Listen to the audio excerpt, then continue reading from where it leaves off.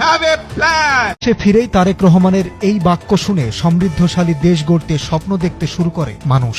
কিন্তু দেশ গড়ার কথা বলে একের পর এক ভয়ঙ্কর প্ল্যান বাস্তবায়ন করছেন Tarique Rahman. I have a প্ল্যানের অংশ হিসাবে গণমাধ্যম দখলের খেলায় মেতেছে বিএনপি। সম্প্রতি তারেক রহমানের নির্দেশে দখল হয়েছে সময় টেলিভিশন। রাজনৈতিক হস্তক্ষেপে চর দখলের মতো দখল হয়েছে সময় টিভি। আর এই দখলে সামনের সারি থেকে নেতৃত্ব দিচ্ছেন লন্ডন প্রবাসী তারেক রহমানের রাজনৈতিক সহযাত্রী জুবায়ের বাবু, যিনি 25 ডিসেম্বর তারেক রহমানের সঙ্গে একই ফ্লাইটে দেশে এসেছেন। দেশে এসেই ঢাকা মহানগর দক্ষিণের নেতা ইশরাক হোসেনের সহায়তায় সরাসরি দখলে নিয়েছেন সময় টিভি।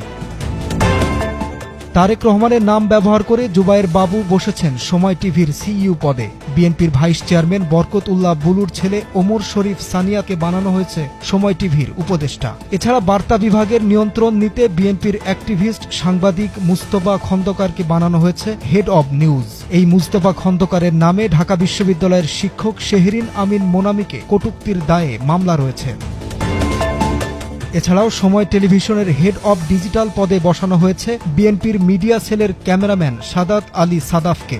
এছাড়াও টেলিভিশনটির গুরুত্বপূর্ণ আরও বড় বড় পদে আরও বেশ কয়েকজন বিএনপি নেতা ও সাংবাদিক বসানোর প্রক্রিয়া সম্পন্ন হয়েছে। এক কথায় পুরো সময় টিভিতে চর দখলের মতো চলছে চেয়ার দখলের প্রতিযোগিতা।